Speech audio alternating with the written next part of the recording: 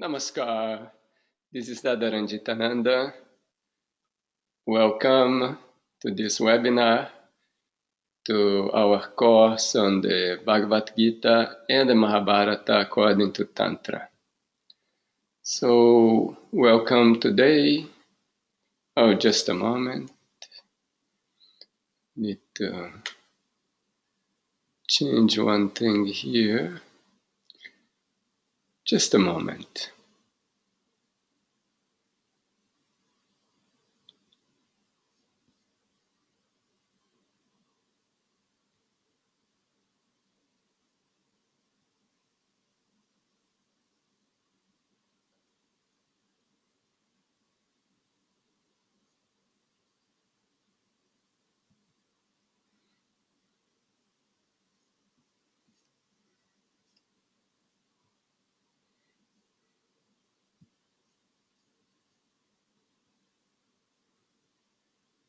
Okay, so welcome. Today is the lesson number 5, is our class number 5 for this course. And you can ask questions through the writing on the chat window. So if you need to communicate something or to ask a question, just type on the chat window.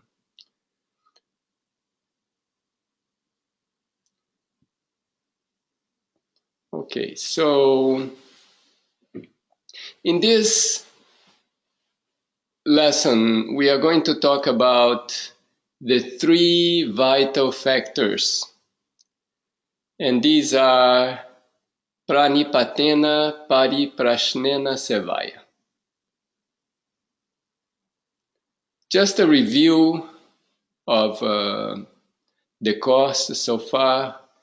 We had a pause for a week or so, so I hope you had time to review some of the previous recordings.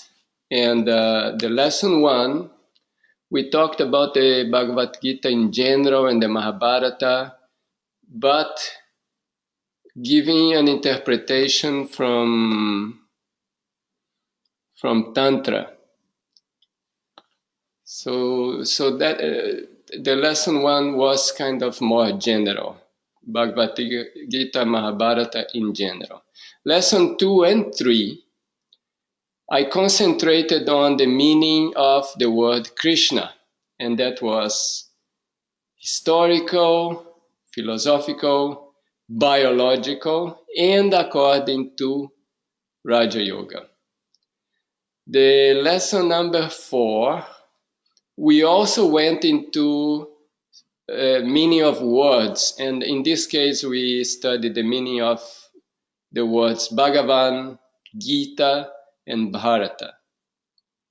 Now, number 5, we'll talk about the 3 vital factors. Actually, this lesson stand on itself. This one about the 3 vital factors it's a philosophical topic which basically is not defined in this way in the Bhagavad Gita, but it is based on the Bhagavad Gita. It's an interpretation.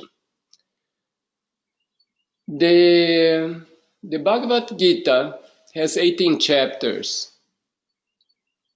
I'm not going to go into these chapters even during the whole course, but I just thought to include a general overview today on these 18 courses, on these 18 chapters.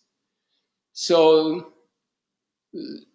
I would just go over a little bit quickly on these 18 chapters. You may make some notes, at least you have an idea of the structure of the Bhagavad Gita. So the first one is the distress of Arjuna. There are 46 verses there. And in that one, how the story is that Arjuna requests Krishna to move his chariot between the two armies. And at that point, looking at both armies, Arjuna kind of loses the desire to fight. So now it's Krishna that has to talk a lot to him to instill in him the desire to fight again. Now the second one, also known as the Book of Doctrines, which contains 72 verses. So in that one, Arjuna, after he asks Krishna for help, he is instructed in various subjects, such as Karma Yoga, which is the yoga of action, Jnana Yoga, and Sankhya Yoga, philosophy, Buddhi Yoga, intellect, and the immortal nature of the soul. So that would be the number 2. The number 3, Karma Yoga. Now Krishna explains how Karma Yoga, or doing one's duty, or action, without attachment to the results, is the appropriate course of action for Arjuna. So that was the number 3. Number 4, Jnana and Karma Sannyasa Yoga. This is the part of knowledge. Jnana is knowledge. So in that one, Krishna reveals that he has lived through many births, teaching yoga, and that was for the protection of the good people and destruction of the bad people, and also stresses the importance of a guru. So that was number 4. Number 5, Karma Sannyasa Yoga, renouncing the fruits of actions, 29 verses. In this one, Arjuna asks Krishna if it's better to act or to forego the action, or it means a renunciation or action. And Krishna replies that acting or karma yoga is superior. Then there is Dhyana Yoga. Dhyana is more like a deeper meditation or contemplation, or in this case here is saying self-restraint. It contains 47 verses.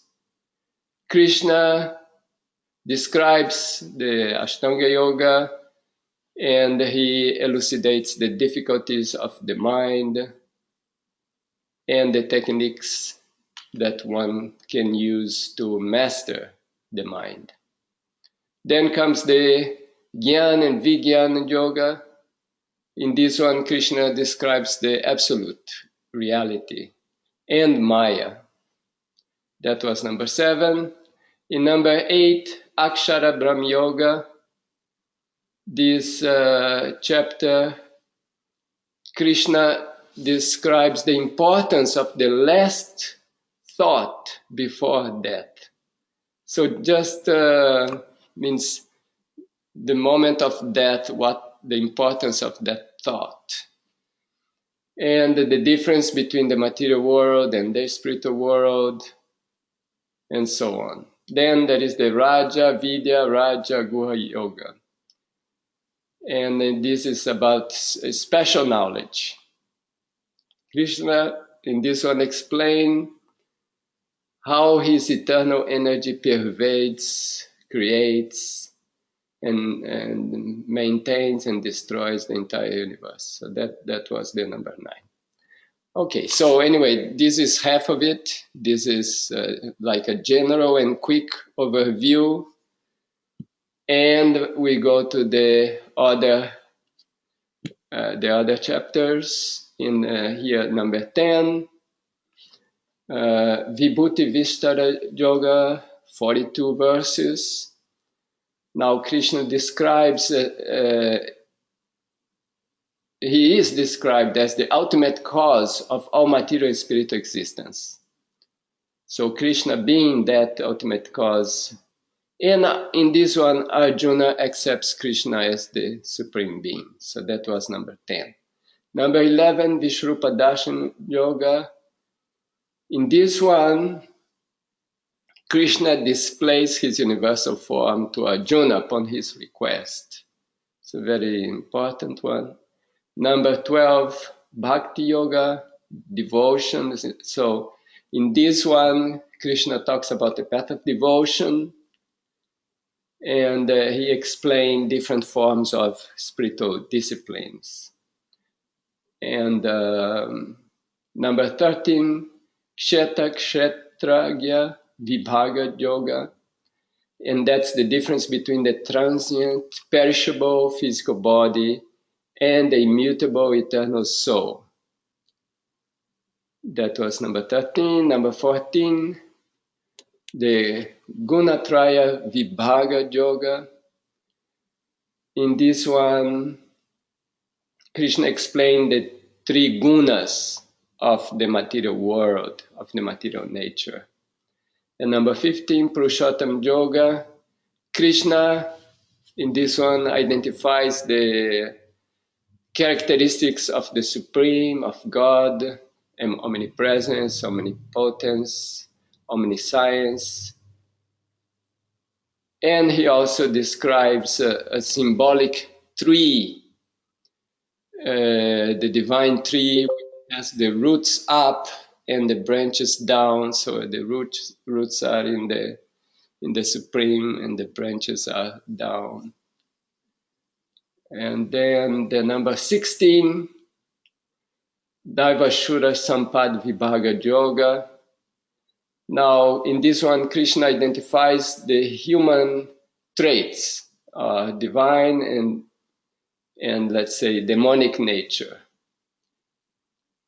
Then 17, Shraddha Traya Vibhaga Yoga, another 28 verses. And in this one, Krishna qualifies the three divisions of faith, thoughts, deeds, and the difference between the three gunas. Then the final one, Moksha Sannyasa Yoga. Moksha means salvation or the final attainment. So in this chapter, the conclusions of all the other chapters. So Krishna asks Arjuna to abandon all dharmas and surrender to him. So that's the ultimate perfection. So these are the 18 chapters. So more I just describe this more that you have a general overview, and you can come back to this part just to understand what's included in the Bhagavad Gita. But in this course, we are not going into details of all these chapters. So at this point, let me ask you a question. And this is the question. Have you ever gone through, have you ever read the Bhagavad Gita? Just to know, it's just...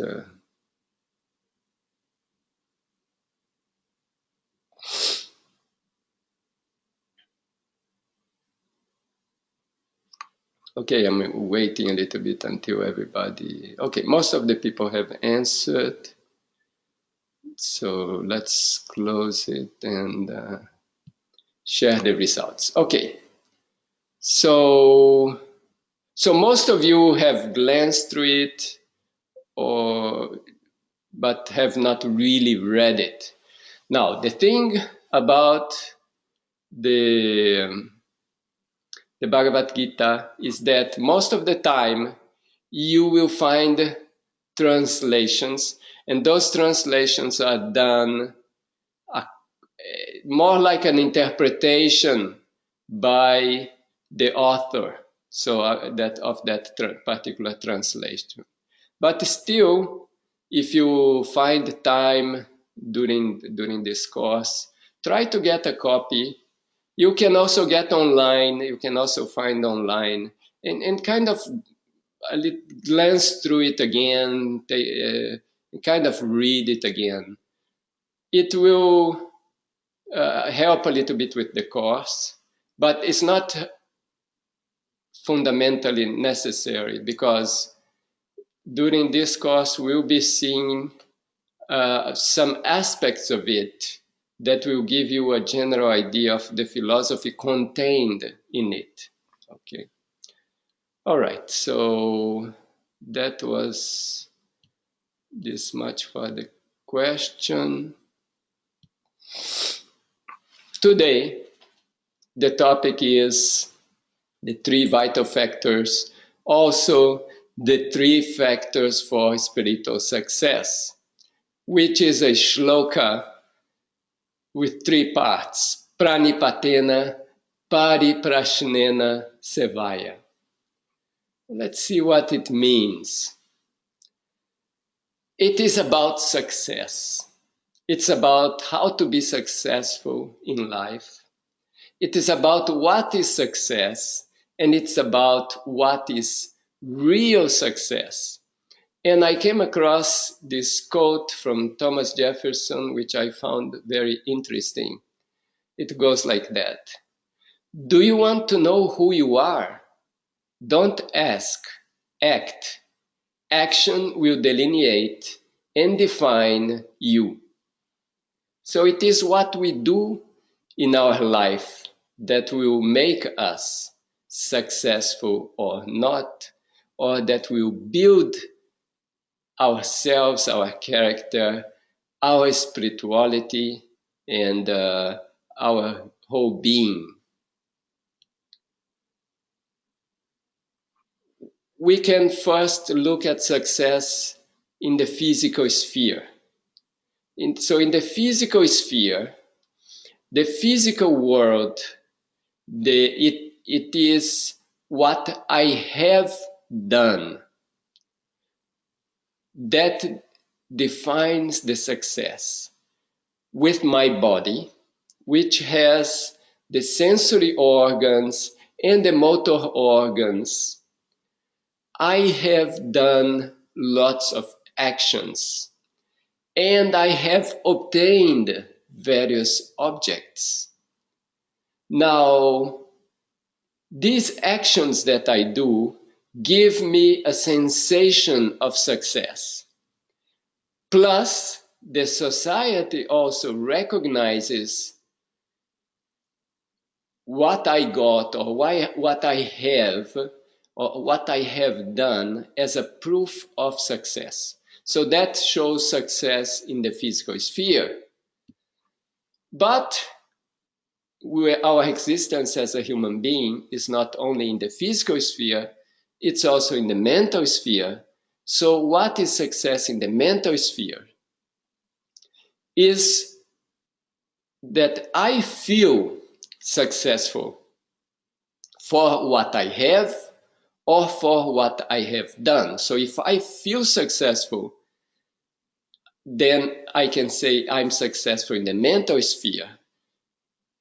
You see, I can, let's say, be successful in the physical sphere in the sense of having so many objects and have done so many things, and society also recognizing that I'm successful, but in my mental sphere, I may feel depressed and not happy. So it means in that way I'm not successful in the mental sphere. But if I feel successful also in the mental sphere, I get some personal recognition, and I also get social recognition, and I'm satisfied for what I have done, what I am, then I can say I'm successful in the mental sphere. So successful in the physical sphere, in the mental sphere. But what is the problem? The problem is that I'm successful in the material sphere, I have this, I have that, but material objects don't last. They come, they go, So that success is temporary. Also, the society may recognize and may say, oh, you are very successful at that time. But when the time goes by, then the social values change, and the society doesn't recognize that anymore. So what I was very successful, and then I become nothing or nobody. And if I'm very successful intellectually, my intellect also, maybe I forget everything, I become old. So the intellect also doesn't remain. So that success is also temporary. Now, I will ask you a question, and this question you can reply by typing in the chat window. And I want, if you can give me an example of a situation that the social values change so much that one person that was considered by the society very successful, when those social values changed, the person was not considered successful anymore. Would you be able to give an example of a change in the social values that changed the perception of the people about success? So maybe you can type something in the chat window. If you don't understand the question, you can say that you don't understand. I try to make it again. So basically, I want, if you can give us a social change that has happened in our history, that changed the social value so much that people who were considered, let's say, on the top of the society at that time, when the social values changed, they were not considered either good people or at the top anymore. So anybody has any take on that?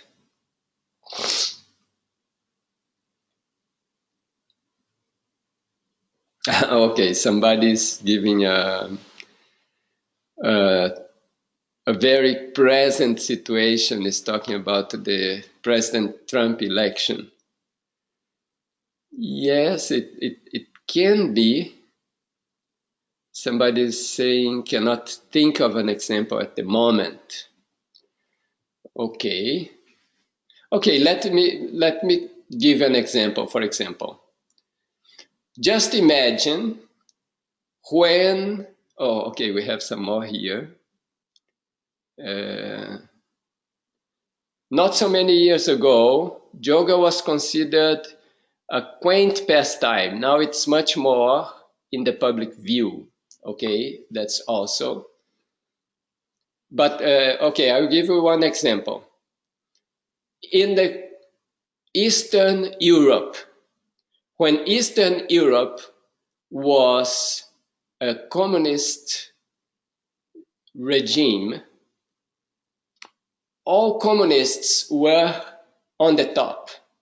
They were like very important people, very respected people, and everybody had tremendous respect, fear in relation to them.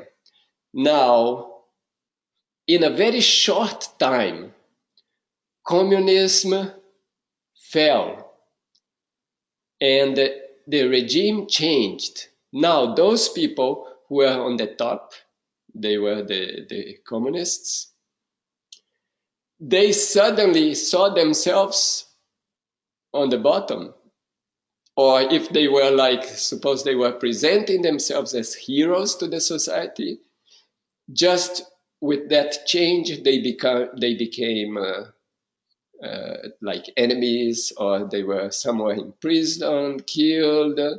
So that happened just because the social values changed.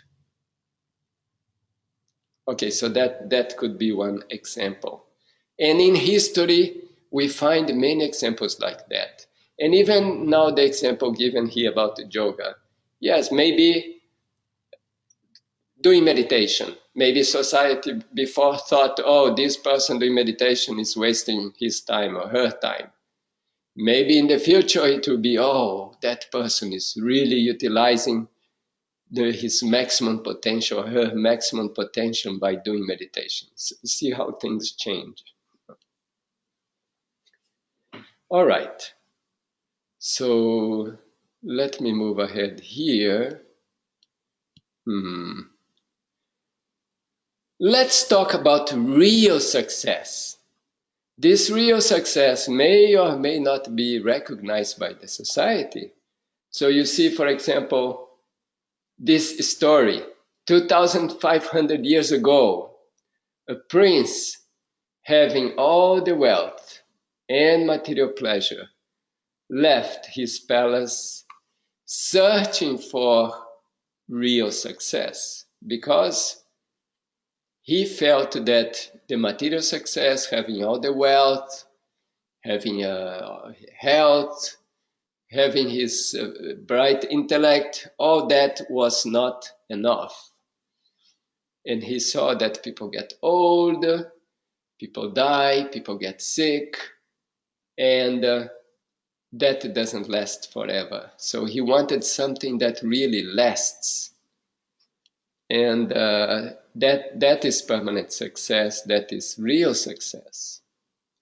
So that may or may not be recognized by the society because maybe today's society is more recognizing the physical success or mental success, because the society we live is not really based on, let's say, spirituality.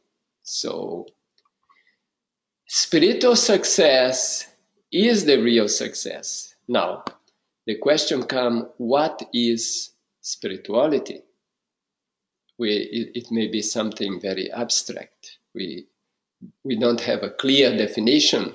We may think of something religious. Maybe somebody's praying, that is spirituality. Somebody's attending services every week or every day, and that is spirituality. But spirituality is actually something that deals with the permanent and the infinite. Because we human beings, in the end, we want something that doesn't finish. And that doesn't finish is something that cannot be limited. So I would say that the spiritual world is the world of the infinite, is the world of the permanent. So spirituality deals with the permanent, the infinite. And whatever is transient in nature, whatever is limited, ends, that is related either to the mental world or to the physical world. So spirituality is also related to a feeling within or an experience within, an experience of bliss, what we call ananda. So that is the, let's say, the spiritual world. So spiritual practices are those that take us towards the spiritual success.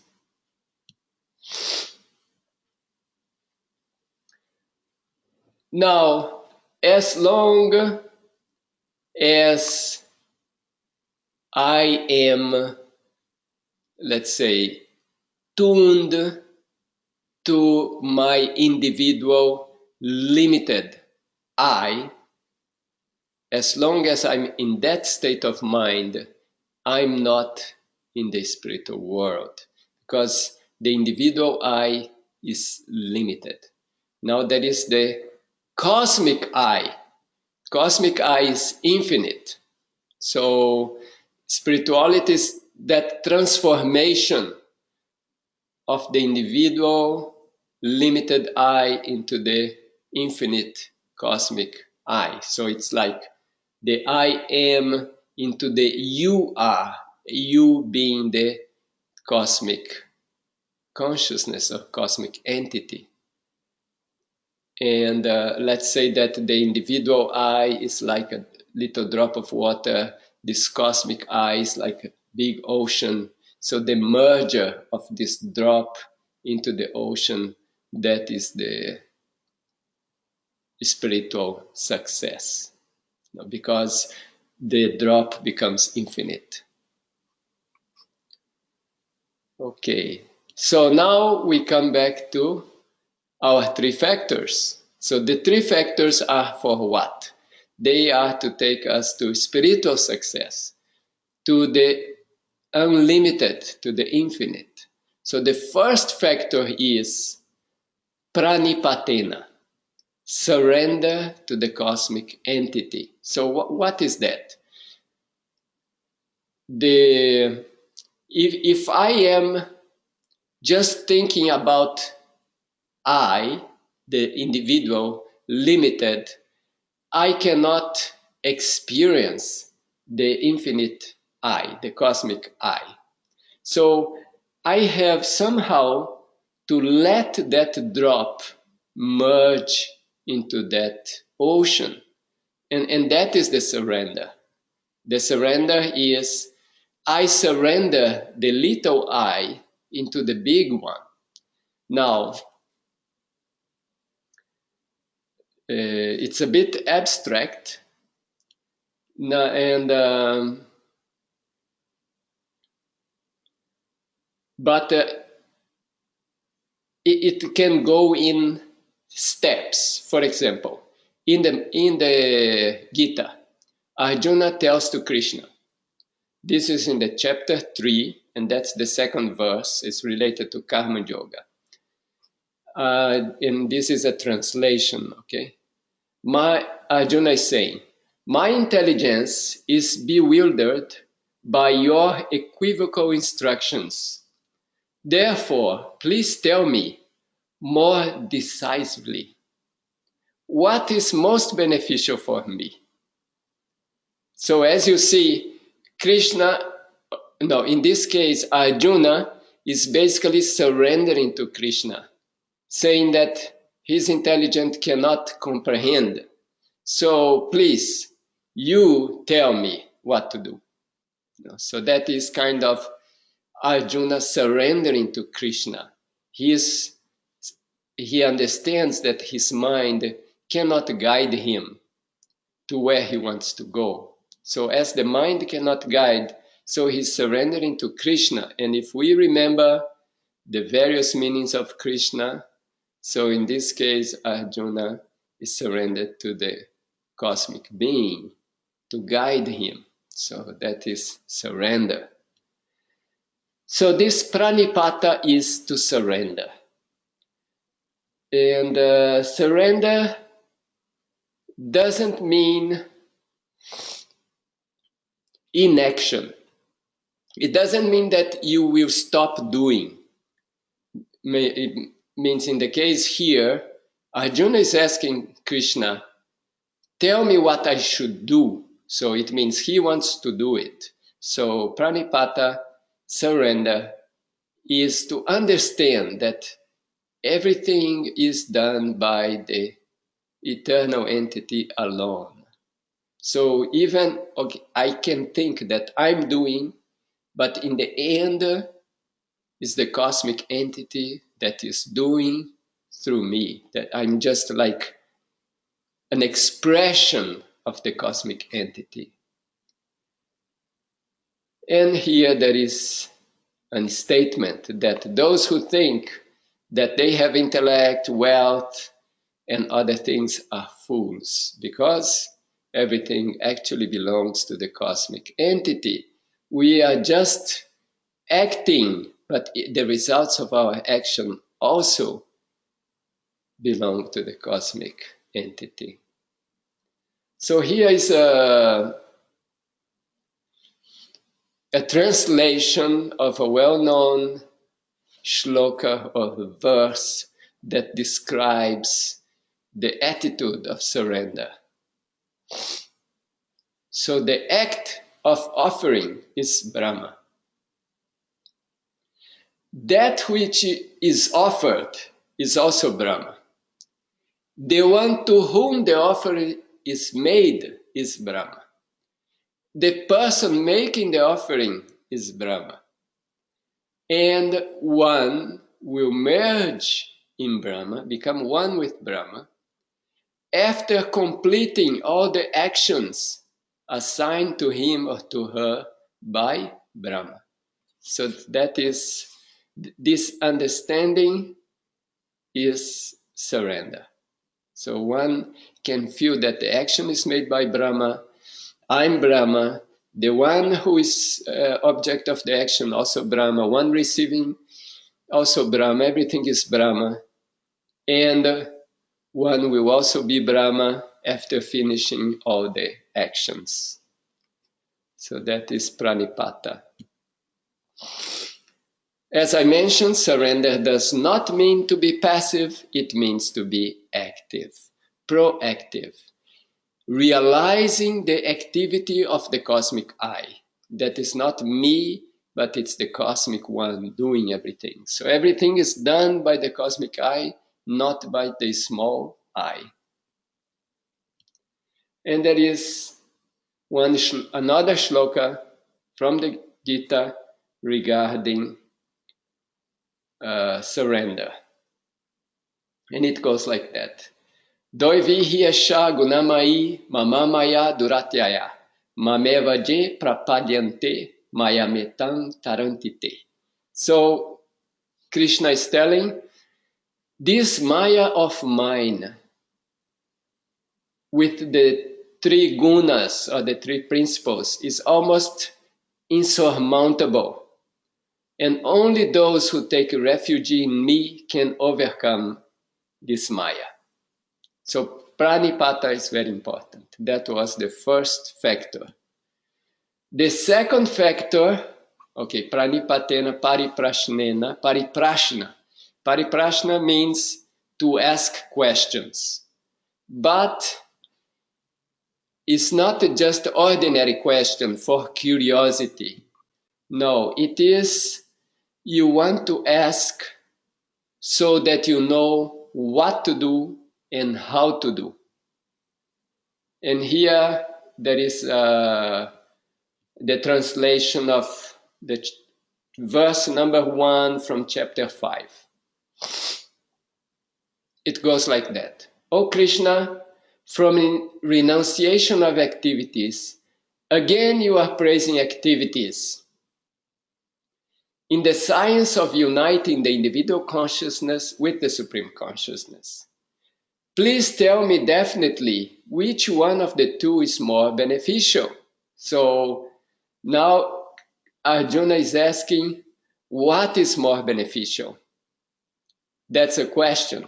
So you will find in the Gita, in the Bhagavad Gita, various questions by Arjuna. And those questions are pariprashna. And those are examples of pariprashna. So you can see that in the Gita, there is a lot of surrender, pranipata, and there is a lot of questioning, pariprashna. So these three vital factors are everywhere in the Gita, at least the two that we have seen so far. So the second factor is pariprashna, is a special type of question. Oh, okay, I passed a little bit. So that is the second factor. Therefore, in the spiritual world, or in the spiritual path, in the movement towards spirituality, it's very important to ask the right questions that we learn what to do, how to do. And that is pariprashna. That's the second factor. And I will go now to the third one. The third one is service.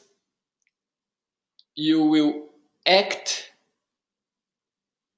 but that action will be selfless. Means you are not doing it for your own benefit. You are doing it without self-interest. You are serving, you are doing some service without self-interest. And the idea is to offer maximum service to others, minimum service to oneself. That is seva, or the third factor. In regarding this, in chapter 4, verse 19, I got this, this translation. The enlightened sages call those persons wise, whose every action is free from the desire for material personal pleasures, and who have burned the reactions of their work in the fire of divine knowledge. It means they are acting with knowledge, acting selflessly, without selfishness. So that's the seva. And here is also a quote by John Wesley regarding very much for service. Do all the good you can, by all the means you can, in all the ways you can, at all the times you can, to all the people you can, as long as ever you can. So that is about service. And that's the third factor. So we have three factors. I'm going to jump to the summary, okay? So basically the three vital factors are pranipatena, pariprashnena, sevaya. Surrender means surrender to the Supreme. Questions, proper questions, what to do, how to do, when to do. So all that we require so that we can advance spiritually. So that is the type of question that's very much necessary. And the number three, service, doing selfless service. Now service, what is the benefit of service is that it makes our mind light. Suppose we have many problems, many difficulties in our life, and then we think more about ourselves, what happens to our problems, they grow. Then we think more about ourselves, the problems grow more. But if I think about others, how to help others, if I do help others, then my own problems will also be solved in that process. So it is said that by doing service, the mind becomes light, mind becomes free and easy to move or easy to expand and understand the spiritual world. So that's the effect of service. And service can be in different spheres. I can do physical service in the physical world. So I can give food to people. I can give money to people. So this is a service in the, let's say, in the physical world. I can do intellectual service. For example, I can make discoveries that will help humanity. I can also help humanity in the mental level. Service can also be in the spiritual level. It means that I can transmit spirituality to the world, to other people. So this is let's say, spiritual service. So there are different types of service can be done, and all are important.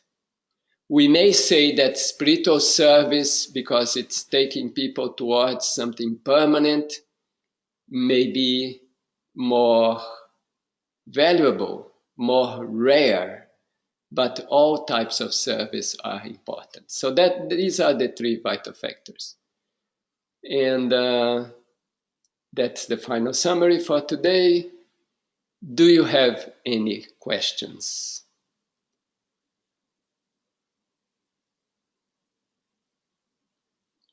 Okay, I have a question. First question is here.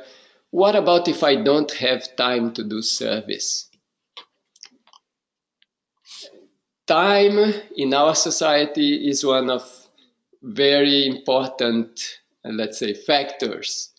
It is true that we are all running out of time, but I want to say that time is according to priority. We can allocate time. If we can also organize our life in a way that we get time for the important things, because many times we will find that we spend a lot of time on things that are not so important. So if we can prioritize and feel that service is something very important in our life, as well as spiritual practice, then we'll certainly find time for it. It will not be a problem of time. Sometimes we use a lot of our time trying to do something for ourselves so that we can feel good, so we can solve our problems. Maybe that time we can do some service and it will help us solve our problems, help others, make our mind light. So service can be very helpful. Okay, I have another, like a comment here. This is not a question, but a phrase which sticks in my mind from the Gita. And the phrase is this one. Rest thy mind on me, saith the Lord. Perhaps not for public understanding. Okay, this is very interesting. When you are also doing service, you have also to keep your mind on the Supreme. That idea that on the surrender, that the one doing the action is the Supreme Entity. The one receiving, like suppose I'm giving food to somebody. So me, basically, I'm an expression of the Supreme. That's somebody also. What I'm giving also, the act of doing it also. So if I can keep that ideation during the service that I'm doing, then I'm also doing the pranipata, okay, at the same time. Okay, all right, so I don't see any questions or comments. And all right, so I think we can maybe end the presentation of today. So thank you very much for participating, taking the time to participate, and see you next week. Namaskar.